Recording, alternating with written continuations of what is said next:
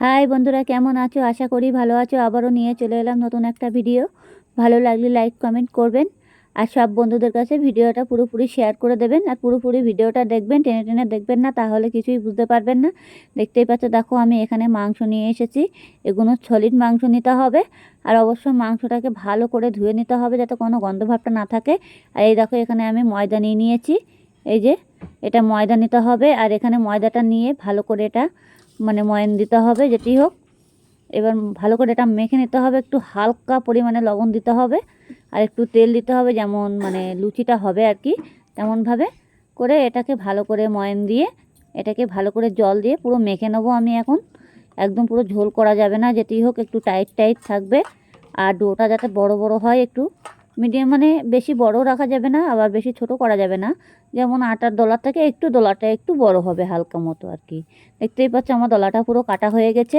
এই দেখো, কড়াইতে আমি তেল দিয়ে দিয়েছি অলরেডি। এখন কড়াইয়ের মধ্যে তেল দিয়ে দিয়েছি। আর এবার ভালো করে এটাকে আমি এখন ভেজে নেব। মাংসটাকে আমি আগে করে নিয়েছি, মিক্সচার করে নিয়েছি, যেটি হোক। এবার তেলটা ভালো করে গরম করে নেবো আমি। মাংসের মধ্যে যেরকম মশলা দেওয়ার মতন সেরকমভাবে আমি মশলাটা মিক্সচারে করে নিয়েছি। এই যে এবার এটা আমি পুরো তেলের ওপরে দেবো। এর মধ্যে পেঁয়াজ আছে, আদা আছে, একটু লঙ্কা আছে, যেরকম মাংসতে মশলা দেওয়া হয় সেরকমভাবেই দিয়েছি। এবার জিরের গুঁড়োটা অল্প করে দিয়ে দেবো। এবার মশলাটা ভালো করে আমি ভেজে নিতে হবে। নিয়ে এবার আমি মশলার ভিতরে এটাকে আমি লবণ, হলুদ, জিরের গুঁড়ো পুরোটা দিয়ে দেবো। এখন যেটি হোক মশলাটা একটু ভেজে নিতে হবে, পুরো ভাজা ভাজা করে ফেলতে হবে যাতে কাঁচা গন্ধ ভাবটা না আসে। এই যে এরকমভাবে পুরো ভেজে লাল লাল করে ফেলতে হবে। যতক্ষণে লাল না হবে ততক্ষণে মাংস ডোটা আমি দিতে পারছি না। যেটি হোক, আমার এই আদাটা গোটা পড়ে গেছে, তার জন্য আমি আদাটা তুলে নিচ্ছি। এতে আমার মিক্সারের বাটিটা একটু প্লেটটা সমস্যা আছে, তো তার জন্য আমার আদাটা গোটা গোটা হয়ে গেছে। যাই হোক, এই গোটা আদা থাকলে হবে না, না হলে বেলার সময় সমস্যা হয়ে যাবে। যাই হোক, এটাকে আমার এখন অলরেডি দেখতেই পাচ্ছ ভাজা ভাজা হয়েও গেছে। এবার লঙ্কার গুঁড়ো, জিরের গুঁড়ো, হলুদ গুঁড়ো, এবার আমি এগুলো দিয়ে দেবো পুরোটাই। এবার যেটুকু যেটুকু লাগবে সেইভাবে দিতে হবে, যাতে পুড়ে না যায়। আবার হলুদটার জন্য সেইভাবে দেবে। এবার আমি লবণটা দিয়ে দিচ্ছি। লবণটা হাতে রেখে দেবে যাতে ময়দার ভিতরে পুরোপুরি হয়ে যায়, যাতে আবার কম না হয় আবার বেশি না হয়। বেশি হয়ে গেলে তো পুড়ে যাবে, খাওয়া যাবে না।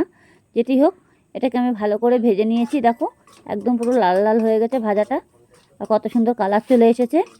এরকমভাবে ভেজে নিতে হবে। এবার আমি মাংসটা যে আমি ছোটো ছোটো টুকরো টুকরো ছিল, সেটা আমি মিক্সচারে ভালো করে বেটে নিয়েছি, ঘষে নিয়েছি। এটা একদম পুরো মিহি হয়ে যাবে, মিক্সচারে করে নিয়েছি। নিয়ে এটাকে আমি এখন এটার ভিতরে দিয়ে দেবো। যেটি হোক, এটাকে ভালো করে হালকাভাবে আরেকটুভাবে ভেজে ভেজে নিচ্ছি। এই দেখো মাংসটা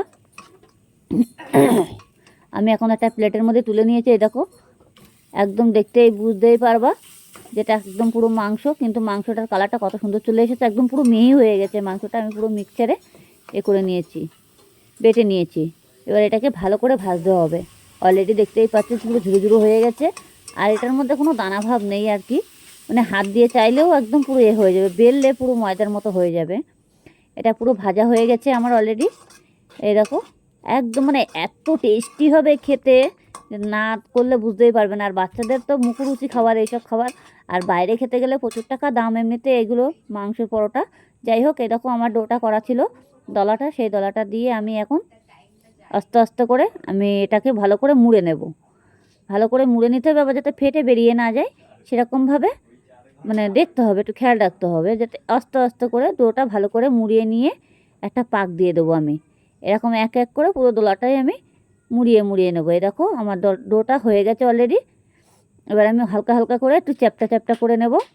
এই যে এবার চ্যাপটা চ্যাপটা করে নিয়ে আমি যেটি হোক তেল দিয়ে বেলবো না, হালকা হালকা একটু গুঁড়ো দেবো, ময়দা দিয়ে একটু হালকা করে বেলে নেবো। তেল দিলে কী হবে, এটা একটু ছাড়িয়ে ছাড়িয়ে যাবে, যেটি হোক তেল দেবো না। এবার দেখো কত সুন্দর সুন্দর হয়ে গেছে। একটু চ্যাপটা চ্যাপটা করে নিতে হবে, যাতে এই মাংসগুলো যাতে ভিতরে পুরোটা ছড়িয়ে যায়। এইভাবে আমি পুরো দোলাগুলো এক এক করে পুরো দোলাগুলো আমি করে নেব। পুরোটা করে নিতে হবে, যেটি হোক পুরোটা না হয়ে গেলে এখন হবে না। আবারও আমি হালকা করে একটু বেলে নেব। এটা বেলে নিয়ে আমি আবার মাংসগুলো পুরোটাই দিয়ে দেবো। এরকম আমি বেলে বেলে নিচ্ছি, দেখতেই পাচ্ছ। এই যে এরকমভাবে বেলে নিতে হবে একটু। এই যে বেশি বড় করা যাবে না, আবার বড় করলে তখন এটা কি হবে, ডোটাকে নেওয়া যাবে না। আমি এবার তুলে নিলাম, নিয়ে এবার এর ভিতরে আমি মাংসটা আবারও দিয়ে দিচ্ছি। দেখে নাও, তোমরা এভাবে করে নেবে। আর ঘরে বসে এই রেসিপিটা একবার করে দেখো, খেতে যে এত স্বাদ সে বলার মতো না, মানে খুবই স্বাদ, অসাধারণ। না একবার খেলে বারবার খেতে ইচ্ছে করবে এই মাংসর পরোটা, না করলে বুঝতে পারবে না। যাই হোক, দেখো আমার অলরেডি আবারও আমি করে নিচ্ছি। এরকম ভাঁজ করে করে নিতে হবে, এরকমভাবে ভাঁজ করে করে নিলে তাহলে মুখটা মোড়া যাবে। আর দেখতেই পাচ্ছ যে আমার অনেক সময় অনেকে আছে না যে মেশিনের মধ্যে করে নেয়, কিন্তু মেশিনের ব্যাপারটা আলাদা আর হাতে করার ব্যাপারটা পুরোটাই আলাদা, দেখতেই পাচ্ছ। আর হাতে করে খাওয়ার জিনিসটা পুরোটাই আলাদা। এই যে এবার আমি এটাকে ভালো করে মুড়িয়ে নিলাম। এবার মুড়িয়ে নিলে আমি আবারও চ্যাপটা করে নেব এরকমভাবে। এই চ্যাপটা করে নিয়ে নিয়ে আমি পুরো দোলাগুলো পুরো কমপ্লিট করে নিয়েছি আর কি, দেখতেই পাচ্ছ। এই দেখো পুরো দোলাগুলো পুরোপুরি কমপ্লিট করে নিয়েছি। আরও দলাগুলো আমার অলরেডি থালার মধ্যে হয়ে গেছে কমপ্লিট করা। হালকা হালকা একটু গুঁড়ো দিতে হবে এবার দিয়ে, এরকম দলাগুলো পুরো কমপ্লিট করা হয়ে গেছে, দেখতেই পাচ্ছ। হালকা করে একটু গুঁড়ো দিতে হবে, দিয়ে এবার বেলা শুরু করে দেবো আমি। এবার দেখো বেললে পরে পুরো মাংসটা চারি জায়গায় ছড়িয়ে যাবে, যাতে এক জায়গায় থাকে না। এক জায়গায় থাকলে তখন ভাজতে অসুবিধা হবে, ফেটে যাবে। এই দেখো আমি বেলে নিয়েছি। এই যে দেখেছো মাংসগুলো কত সুন্দর চারি সাইডে সাইডে ছড়িয়ে গেছে আর ফুটে ফুটে উঠেছে, দেখতেই পাচ্ছ। এগুলো কিন্তু বেরোবে না, যেতেই হোক এগুলো বেরোবে না, আর বেরোনোর কোনো কায়দাই নেই। দেখো এ দেখো ভাজলে পরে আর এত টেস্টি হবে খেতে, না খেলে বুঝতেই পারবে না। যাই হোক, আমি পুরোপুরি আবারও বেলে নেব। এই যে এক এক করে পরোটাগুলো সব পুরোটাই বেলে নিলাম, মাংসের পরোটা। এবার আমি তাড়াতাড়ি করে তাওয়া বসিয়ে দেবো। তাওয়াতে হালকাভাবে তেল দেবো, বেশি ভটভটা তেল দেবো না।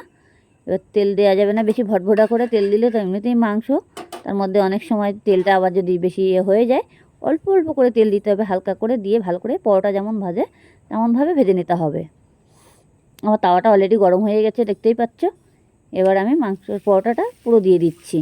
এবার দেখে নাও কীভাবে আমি করছি, সেইভাবে আপনারা করবে, চেষ্টা করুন, অতি অবশ্যই পেরে যাবে। একটা সহজ উপায়, একদম পুরোপুরি সহজ উপায়।